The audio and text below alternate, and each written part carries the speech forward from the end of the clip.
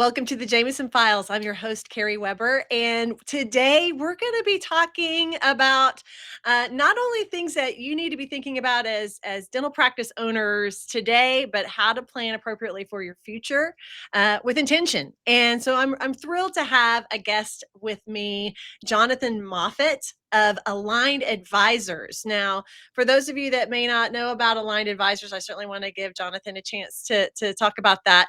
But in a nutshell, this is for those of you that want to be thinking more strategically and intentionally for your financial future, and for all of the resources and people that could be a benefit to you to support you to have the career that you really want and are looking to achieve.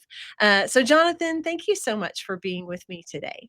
Yeah, thanks for having me, Carrie. I'm happy to be here. I got to be a guest on Jonathan's podcast. We've started to get to know each other this year, and I'm really happy that we have been introduced and connected, because I am very curious and very interested in a lot of the things that you and your team do to support dental practices. In fact, when we were prepping for this session, I think I have too many things I want to talk about. So we're gonna have Good. to pick and choose for them. So maybe have you back for another one. First of all, let's start at the beginning, Jonathan, in terms of you consider your company, you're the founder and CEO, and you built this company from a structure that you call a family office. And for those of you that may not be familiar with the type of advisor support that Jonathan and his team provide, can you share a little bit, Jonathan, about what that means and how you serve dental practices across the country? Yeah, happy to. And thanks for having me on here, Carrie. I think it's important too to kind of just, if we can, like, I think it's important to just kind of like even back up a little bit more, because a question that I always get, I'm sure you do too, is like, why do you work with dentists, right? And then on top of that, it's like, well, what do you do? Like, tell me what you do and Hmm. what's your why, right? I think that's like Mm, for a lot of us, that's really interesting, right? It's an interesting piece of like, why do we do what we do? Why do we show up every day? Why do we wake up in the morning as visionaries and entrepreneurs and founders, right? Why do we yeah, put ourselves through everything that we put ourselves through? right. And so for me, it started with both my dad and my grandfather. I know you and I have Mm, a few parallels here, right? we do. And my grandfather was an orthodontist, very successful. He actually had multiple practices, 7, 8 practices. I think for a long time I said he's had 5 or 6. I was talking to my dad. We recently had a family reunion a few weeks ago, and my dad's like, he's like, no, he had like 9 or 10. And I was like, I had no clue. Like he was a true entrepreneurial orthodontist, and he was Yeah. really good at what he did. And this is like back in the late 80s, early 90s, when like multiple practices really wasn't a thing. Yeah, I was And gonna say. yeah, and he was really one of the people out front of that, and super sharp guy. I wish I got to know him a little bit, but he passed away when I was I was probably 22, Mm, 23. And so I really didn't, I knew him, but not as well as I would have liked to. I would have loved to have, had him around now to be like, Grandpa, what did, and just learn more about what he did, yes. because he was such a great practice runner and owner and just really smart. But on the personal side, he made a lot of pretty devastating mistakes. Had to file bankruptcy twice, lost a lot of money, just making kind of emotional and just decisions and deciding on the fly. And ultimately, in Yeah. in 1994, had a heart attack, which forced him to stop practicing orthodontics. If you weren't a general dentist, if you were a specialist endodontist, any specialist, there is this belief that your practice wasn't worth anything because all your patients were referral based. Mm, Right. So what are we buying? I'm buying mhm. maybe some old equipment and like taking over your lease, but what really am I buying? It sounds crazy today, because today, obviously, specialty practices are worth a lot of money today, right? Mhm. There's a lot of people that love to have those, but back then there was just kind of this belief of that, it wasn't really worth anything. And so when Yeah. he had that heart attack, he literally walked away from his practices without getting anything, not a penny from any of those practices. As I was my freshman and sophomore year in college, I, unfortunately had the opportunity, I don't know, opportunity, but saw my grandparents, living in basically poverty for the remaining couple years of their lives. And that left a really strong impact on me. I wanted to help people avoid making those same mistakes. And Mm, so My dad was kind of your traditional financial advisor, wealth advisor, and that's the direction I went down. And one of my first, actually my first dental client I had, he wanted to buy his building here in California, and so I said that's a great idea, let's do that. And we started to go on the path of helping him buy his building. He needed to liquidate some of his investment accounts for a Mhm. down payment on this building. And so I said that was a great idea. And the company that we were working for the investments, I got a call from the manager and he's like, Jonathan, what's this 300 and something $1,000 leaving the account? And I said, oh, this is a client of ours buying this building. He's like, well, you're like, we're going to lose fees on that money. Right. And I was like, oh, yeah, okay. It didn't cross my mind. I just knew this is a good thing for the client, but I guess if we are, and then he's like, well, if you cost us fees, that's a problem. We're gonna have to put our relationship under, like, we're gonna have to like have another conversation around this, right? Mm. So I remember hanging up that call and walking out of my dad's office and being like, dude, what is this? Like, this is Yeah. actually a good thing for our client. And I'm like potentially going to get in trouble because I'm helping, right? And I just it left such a bad taste in my mouth. I remember I went home, I was newly married, told my wife, I'm like, I don't want to be in this business anymore. If I can't do Mm. what's in the best interest of my clients, I don't want to be in this business anymore. And so I was going to leave the business. And as I was kind of going through my personal exploratory, what do I want to do with my life? Right. What's life all about? Meaning of life, kind of, journey. Right. I read the book Start With Why by Simon Sinek. Yeah. A lot of people have read this. And what a lot of people may not know is when Simon first released that book, you could pay an extra, it wasn't a lot of money. I didn't have a lot of money, maybe $50 a month or something like that. I don't remember what it was, but you Mhm. could be a part of this like mastermind and Simon would actually show up on these calls every month and he would talk to people. And so that was the beginning journey of me trying to really figure out what I wanted to do. And that's where this family office concept really came to light. It's not a new concept. It's been around since I think the Rockefellers are the first known like family to institute a family office. But what it's been typically reserved for is the ultra wealthy, Mhm. because it's really like attorneys, accountants, actuaries, insurance, investment advisors, all working for one family, right? So when, I'll use a dumb example. Jerry Jones wants to buy the Dallas Cowboys, Right. right?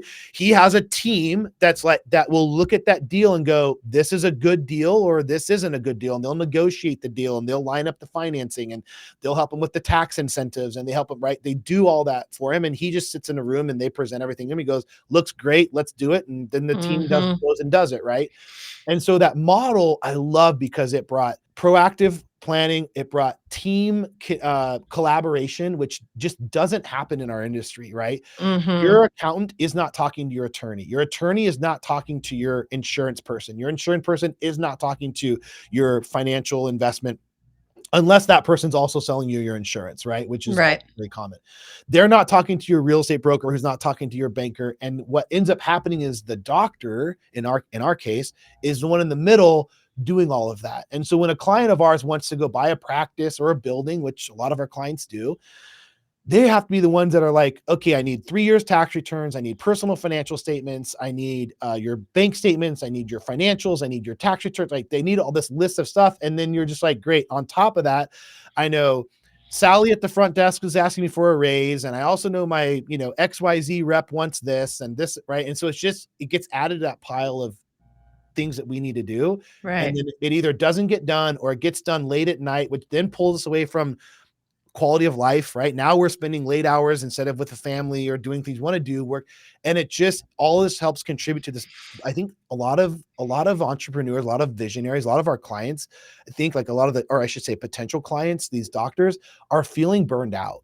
Mhm. And it's kind of this, it's not, everyone wants to kind of pinpoint it on one thing, and it's not one thing. I think it's a culmination of a lot of these just, things that just fall on us as visionaries. Cause at the end of the day, if we're the owner of the business, the buck stops with us. Right. Right.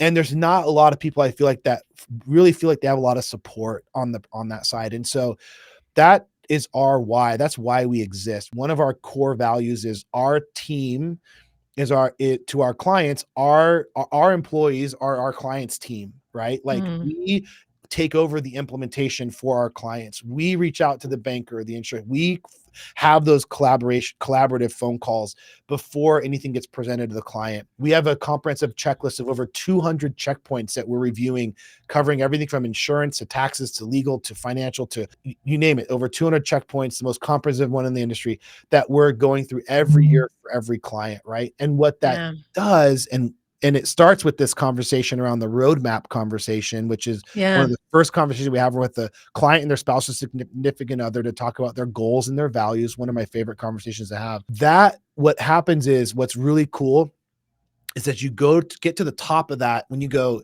Carrie, if you didn't have to worry about money, you had all the money that you knew you needed to have to do the things you wanted to do, to live the life you wanted to live, what's important about that? How would that impact your life? And what's really cool about this, Carrie, and what my why is ultimately at the end of the day, why I get up every day, why I talk to doctors, why I come on podcasts is because the answer to that question. And the answer is, Jonathan, if I didn't have to worry about money, if I knew I had everything I needed to fund my goals, to do what I want to do, to achieve my goals, what I would do is I would then give back. Mm. I would go create a legacy. I would want to give back to my community, give back to my church, give back to some humanitarian project. I would want to teach that and pass that on to my children and my grandchildren, right? And so that's my why. If we can Yeah. create more people that want to give back to our community, we're going to create a better community and it's going to be a better place for everyone. We do have a lot of parallels in terms of our history in our work with the family connections all the way down. But also I really love this roadmap piece. Number one, talking about what you have done in this collaborative effort of resources and expertise that you bring to the table for your clients is so important, because I always tell doctors, there are people and companies and resources that you need to engage in that help you to grow and thrive and be successful in that way. And then there are some that you need to have that protect you. And make sure that you're doing things in the right way and keep you safe and protected along the way. And so many of those resources and people you bring to the table help with a little bit of both of those, right? And a lot of the things that I really perked up when we talked historically are the things that you do proactively for the sake of your clients, that more often than not, the stories are reactive in nature, kind of like your grandfather, Mhm. oh my gosh, the things that I didn't know to prepare for. The things, even my own father, who had to retire because of a disability. And fortunately, he had people in Yeah. place and resources to help him and he had to do it fairly quickly. The things that he had to do that so many people are blindsided by or not prepared for. And in that you help proactively plan for a healthy, happy life and future, no matter what may come to pass along the way. But you started with this roadmap, and I'm so glad that you brought that up, because this feels like a really big parallel as like what we do with clients in Jameson, because the only way we can make the right decisions and lay the correct groundwork in our businesses and our practices is if we know where we're really wanting to go and Mhm. and what's most important to us. Otherwise, we're making decisions based on the wrong things. And Right. so talk to me a little bit about this roadmap, how this came to be, and how this plays such a pivotal part in your journey with your clients and the decisions that you make with them and the things that you help them prepare for. Yeah. So, again, if you kind of take the traditional financial wealth management kind of like, anything personal finance model, Mhm. it's very focused around numbers and what's happened in the past. Right. So again, you sit down with your CPA, they're going to go, how was your year last year? Looks like you made more money. Hey, good news, bad news. Good news, you made more money. Bad news, you owe more taxes, right? Oh, Right. oh, and by the way, tomorrow's April 15th, and you got to write a check for 100,000 or All whatever, right. right? Yeah. And so I knew I didn't like that didn't ever have any interest with me. Even when I started, so I started my career working again, kind of more in the traditional model. I worked Mhm. for Adventist Health. So I worked for this Adventist Health hospital group of hospitals here in Southern California. And I would go in, I would meet with the nurses and the providers, and I would help them, and I'd sit down and I'd help them plan for their future. right? And I loved the personal side of it, right? I loved learning, getting to know them, getting to know their stories. A lot of them were, had immigrated here from like the Philippines and were working here and for a better life. And right, even a lot of those sweet nurses from the Philippines were like, Jonathan, if I just have this, which in comparison to what our clients want is like nothing, they're like, I want to go build schools in the Philippines. I want to go build churches in the Philippines. I want to go. And that really resonated with me because Mhm. I think at the end of the day, for most of us, the reason you go into business in the first place, I would almost guarantee, Carrie, if you and I were standing on the stage in front of all of our clients and go, why did you become a dentist? Yeah. Almost everyone's going to go, I became a dentist because I wanted to help people. Now, that Mhm. reason of what or why they want to help people is going to be different for everyone, which that to me is the fun part of getting to have that conversation is let's figure, like, I want to talk about your why. A lot of people have goals. We got to have these goals in our head. Oh, I'd like to do this or like to do that.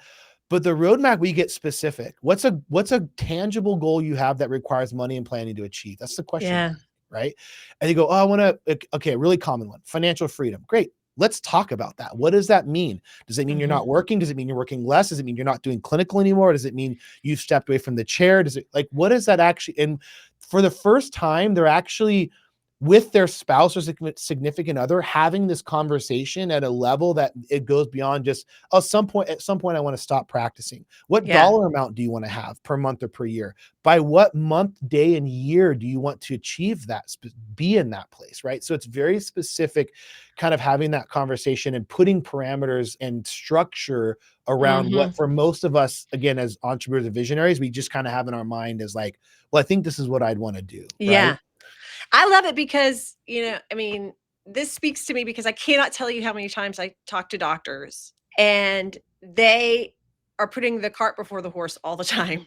They're comparing and looking at other people, other practices, should I do this? Should I do that? And they're looking at other people's version of success and trying to find themselves in that. Yeah, it's a big And one. so many times I have to say, let's pump the brakes here because before I'm going to give you any guidance on, option A versus option B and how to do that, I need to know what it is you really want. What do you want? Not what Dr. Moffat down the street's doing, not what all of these doctors in this organization say to do. What does right look like and feel like to you? What are you wanting to ultimately accomplish for your future? Let's make decisions based on that, not chasing Yeah, everybody else's version of what seems like the correct model. And I feel like that's what you're doing in your lane at the same time is pump the brakes, everybody. Let's talk about what that means to you because your financial freedom question and example is such a perfect one right. because Well, and it financial means freedom means means something something so different to different. everybody. Yes, Yes. 100%. I guarantee you, if you and I said what our definition of financial freedom is, it's gonna be different, right? Yes. It's gonna be the same kind of general idea, but there's gonna be the timing that like is gonna be very different. And what's interesting is, retirement kind of a lot of people don't. Again, I do a lot of these conversations of these roadmap conversations. I don't remember the last time someone said retirement. Retirement, I feel like is kind of maybe like our parents, our Mm, grandparents retired, right?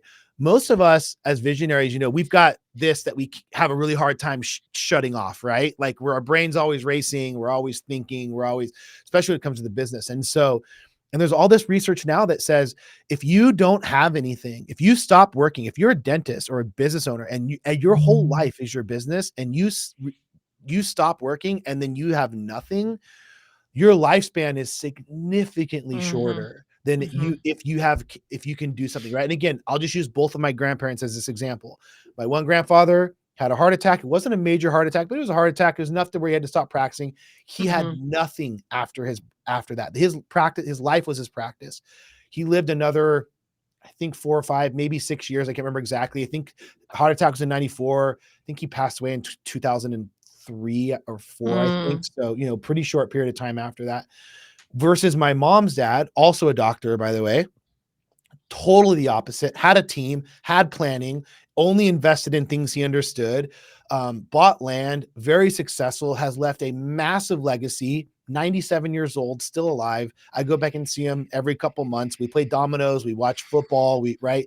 Like very active, lives on his own, on his ranch, right? But it's Mhm. because when he retired, also 1996 or 97, went on a church service mission as a medical doctor in the Philippines for a year and a half with my grandmother. Like his life had purpose after, Yes. right? Came back and got involved in ranching, which was just that was always his passion to begin with.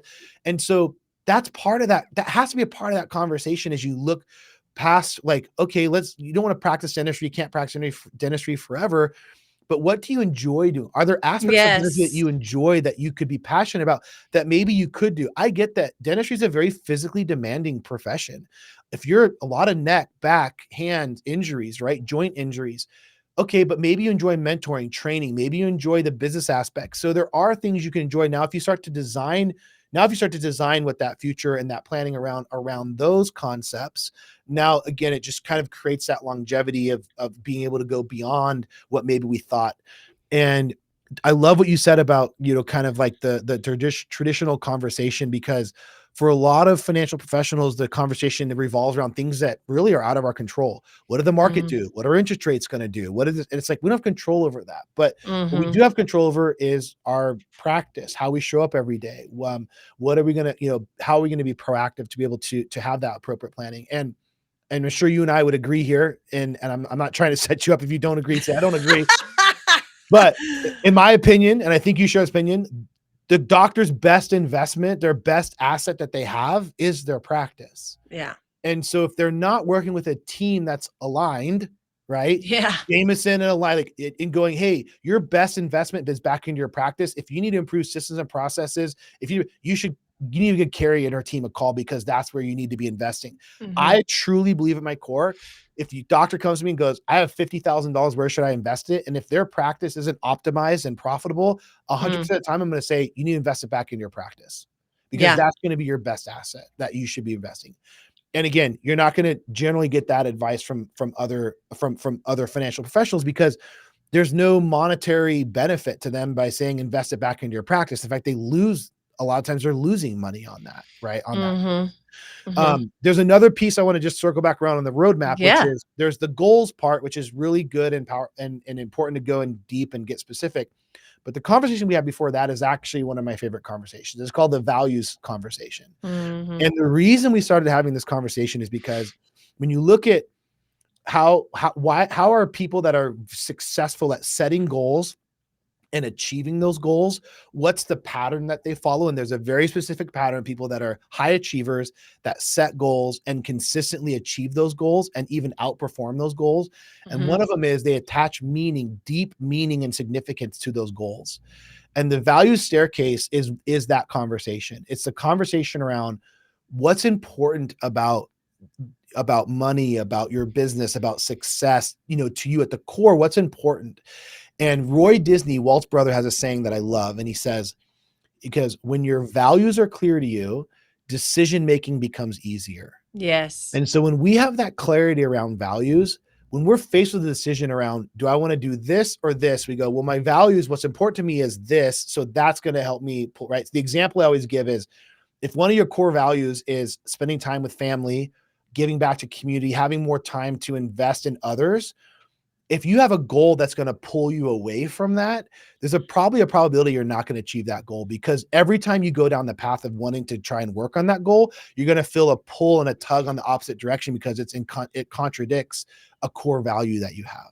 Right. And so one of the benefits of the roadmap conversation is they get to see, and we get to have a conversation around, are your values aligned with your goals? And if they Yeah. are, you're gonna have a much higher probability of achieving those goals. We talk about values too, Jonathan. Shocker. And we talk about how important it is to tie those with your team. Mhm. And to have, not only do they need to have their advisors and all of those resources aligned to them, but they need to have that team in the dental practice aligned. And I just love, you talk about goals, you talk about strategic planning, you talk about values, you talk, all of those pieces that talk about the why behind the what. And all of that is so important, and taking it to your entity, which is that personal, the personal piece of our careers, but also all of that also goes over into the team. So as you just said, Right. the most valuable thing they have is their practice, and the people within the practice are going to help them determine just how valuable that practice can be. And so when you are clear about where you're going, what you want, what's most important, what those values are, why you do what you do, it's important that you also communicate that to the team, and that the decisions we make, the people I hire, the people I keep, the reason we train, the reason we do Yeah. things that we do, the things we invest in into this practice, all need to support that why and those values and the where we're going and what we do. And this is just such a great example of, I think it's a piece that a lot of doctors and dental practice owners ignore because we think we can fix everything with our clinical skills.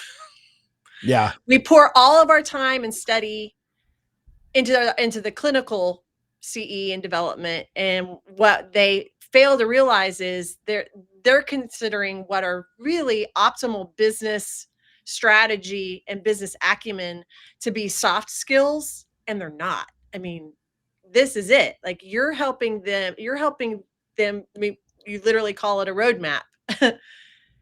Build the map of how to get yourself from where you are now to where you ultimately want to be. And if you don't know that, you're just throwing darts on the wall, like hoping Yeah. this works. I don't know. I mean, Yeah. your guess is as good as mine. But when you think of it from the kind of structure that you create, that creates an entirely new experience of, like, let's focus on the important pieces, so that we're not just going day after day working on putting out fires, basically, Yeah.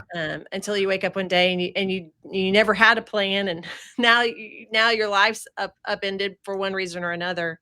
But having someone like you creating this plan with them and then supporting them with the resources and the people necessary. Wow. Well, yeah, Incredible. and we'll come back to that, but I want to tie something because I think you're bringing up a really really important and I mean you're in the space all day, so you see it, but it's something that gets overlooked all the time, and that is culture. And so I would say like the two of like the hottest topics that have been in our industry since COVID are how do I attract and retain good team members, right? Yep. This is like everyone wants to talk all the conferences you go to. This is what they want to talk about, right? Mhm. Well, if you want to know, Carrie just gave you the answer. If you sit down, and I will say this, like literally, I will say this with like, I used to be a faculty for Henry Schein's Dental Business Institute. We would go, we'd sit, and they'd go, how do I attract and how do I keep my associates? And I've got these. I was like, number one, you don't need to necessarily spend more money. Take a few minutes, sit down with them and go, what are your goals? What are your Yeah. professional goals? Where do you want to be in 3 years or 5 years? What are some of your personal goals? What are Yep. some, right? For some of you, probably a lot of you don't know, I used to own 8 practices, right? So don't own them anymore. I used to own 8 practices. We built it from 1 to 8. And I remember having this conversation. I would take my doctors out into like lunch every Mhm. month and I'd go, where do you want to be? What are your goals? What do you want to, right? And how can we help you get there? And what's important about that? I remember we had who ended up being our regional manager. She was just our office manager in one of our offices. I said, what are your goals? She's like, Jonathan, my mom immigrated here from Mexico. No one in my family's ever made more than, 60, 50, $60,000 a year. I want to be the first person in my family to make 6 figures. Yeah. And I was like, done. When do you want to do that? In 3 years, done. Wrote it down, wrote it out. Carrie, she hit that goal, I think in less than 3 years. I'll never forget ever. It's literally burned in my mind, pulling up to the practice, seeing her brand new red Mercedes Benz with the license plate that said dental on the back, sitting Love it. in one of the offices. And it seriously put the biggest smile on my face because I was like, she did it. And she's gone on to way exceed those goals now. Super successful, right? And so I think it's so easy as visionaries for us to and the founders to get lost in the day-to-day and to Mhm. lose that sight of why did we do this in the first place? It was to create positive impact and give back to these people that are in our lives, whether that's our patients, whether that's our team members. But because the minute we walk through that front door, and again, I've been there. I've literally sat in the parking lot outside of one of my dental practices being like, oh, I don't want to go in there. I know if Mhm. I'm going to go in there, I'm going to get hit with all these questions and there's going to be these problems. And I know these two people were fighting earlier and this person wants a raise and this person. And I literally remember sitting there and be like mustering up the courage to be like, all right, I'm going to go in there and put my bulletproof vest on and I'm going to go in there and take it. Yeah. Right. But you can also change that. And Yeah. one of the best ways to change that is just sit down with each of those people, those team members that you want to attract or retain and be like, we're talking about some of your goals, right? Mhm. We have people here in our organization. If you walked into their offices, you'd see a vision board up on their wall of what they want to Mhm. accomplish professionally, personally, and we talk about that. We have those conversations, and how can we help you get there? And let's build that. And I remember those things. I have team members that I go, "How did you remember that?" We had that conversation over dinner a year ago, and I'm like, because it's important to me as the founder. I Yeah. want you to improve your personal. I want you to improve your life. I want you to achieve your goals. Like that's important to me and I care about that. And so I bring it up consistently with them, right? So I think you have that opportunity. We all have that opportunity as founders and again and as the visionaries of our businesses to really make that a priority and have those conversations with our people. And I can tell you those conversations are going to go a lot farther than, hey, we hit our goals, everyone gets an extra $50 this month. Yeah. What do you call it? The values steps? Staircase. Value staircase. Yeah, Values staircase. yeah, I think it's so um it's such a visual. I mean, just thinking about it, I mean, I can see it in my in my mind. We're dancing around the same message really is because if you don't know where you're wanting to take things, if you don't know what's most important, if you've never truly clearly put that down on paper, and if you couldn't sit here, if you were another screen next to Jonathan and I and we asked you that, if you couldn't tell us right then what those things are, that's where you need to start because every decision, and I'm living proof of this as a business owner that bought an existing business that had its own, lifespan before me at the helm. Those pieces, as you said, like those are the deciding factors of where you're going to take things, what you need to do, what you're going to say yes to, what you're going to say no to, what you're going to change, what you're going to keep. And that has to be where it starts because if you don't know, how is your team supposed to know? right, And if you don't know what's most important, how do you know you're even building for your future in a way that's right for you?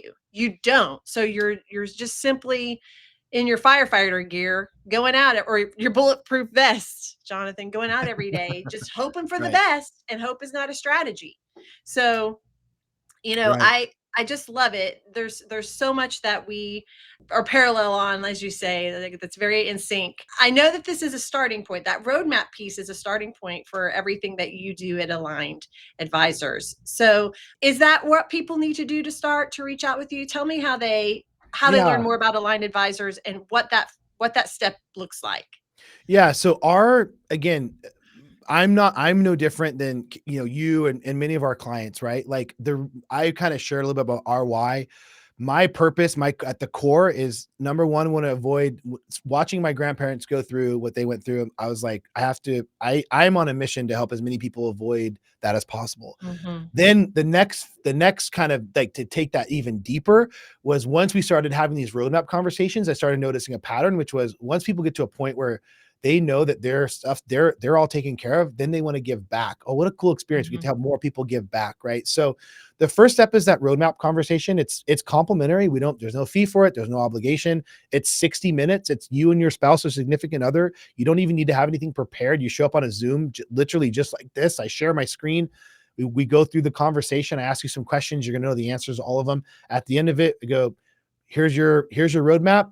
If you have any questions for us, or you want to know how we work, this is how we work. But if there's not a fit or it's not the right time, or I think Carrie, when you and I were talking earlier, is like sometimes if it's a young doctor and they're just getting started, I may say, hey, listen, this is a great exercise to go through as a roadmap. It's going to give you good purpose, but your money's better spent on investing back in your practice or whatever, right? Like go back and have this conversation with Carrie because because if it's between investing in our services or that, you're better off to invest in the practice. Once the practice is up and running, like we're here, right? We're not going anywhere. Mhm. We have lots of free information. We're rolling out a software, a very more simplified. So there's still going to be some value there. Software that we're rolling out. So yeah, the roadmap conversation is one we love having with everyone. Like I said, it's complimentary. They can reach out to our website, alignedadvisors.com. They can email Mhm. me, J Moffat, just the letter J and Moffat, my last name, at alignedadvisors.com. They can schedule that.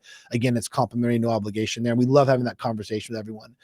I think something else you had talked about, and I'll just, kind of just want to bring back circle, was Yeah. with when, again, it kind of goes to the overwhelm of, and why I think a lot of us as visionaries, a lot of our doctors feel surprised. You talk about proactive planning and like getting out ahead of it, right? And no one wants that call saying, "Hey, you owe this much money in taxes," or, "Hey, I'm thinking about selling my practice next year. What should I do?" Or next month, or I just sold my practice. I was talking to Mhm. someone on my podcast actually a couple of days ago, and afterwards we were talking. They just had this huge sale of their business, and he's like, I wish I would have known to talk to you before I sold, because he's like, I just wrote this massive amount of money in taxes and there wasn't any proactive planning. And right. So there's so much to be, as you know, on the proactive side, where if you're organized, if you have all of your moving parts and pieces simplified and organized, if you're meeting on a regular basis, we meet with clients a minimum of every 4 months at a minimum. Mhm. And those conversations are always happening about the future, right? Tax projections instead of this is what you owe, right? Lots of proactive comments. When do you want to, if you start planning your retirement, like I want to sell my practice in 5 years as opposed to in a year, there's a lot more you can do. Cause again, it goes back to how I think they work Absolutely. hand in hand. It's like, well, if you increase your revenue, increase your EBITDA, call Carrie, have them put these in place, increase your revenue, increase your EBITDA, your practice is going to be worth more. Right. Right. And so it's that proactive planning that I think really, it's something we all kind of, it's like something we just say, but actually do it. And it's not that hard. It's just working with a team of people that work as a team that actually have it built into their process of being proactive, of looking at those solutions, alternatives, to maybe like, well, I'm so close to retirement, I don't think I can afford to retire. Well, again, find out if you can, or what does that Right. look like, well, before you kind of draw those conclusions or make that assumption. Yeah, I love it. When's the best time to start? Now's good. Yeah. Yeah. It's never too late to get on track and start to be proactive in your practice, with your team, and in your life. Mhm. And so I love what you and the Aligned Advisors teams bringing to the table, Jonathan. And thank you for spending time with me to Yeah. talk about some of that. And so for all of you in the Jameson Files community, if you're interested in what Aligned Advisors could do for you or what that even means, that roadmap experience, it's complimentary. My gosh, I think that would be such a valuable use of your time to spend that with Jonathan and his team to get some clarity around where you want to take things for your future. And so I go find them on alignedadvisors.com. And Jonathan, you're the best. Thank you so much for Thank being you, with me Carrie. today. I appreciate you. I appreciate you. Thanks for having me on. Thanks, everyone. It's my pleasure. And thanks to all of you for joining us for another episode. Be well, and we'll see you next time. All right. Bye.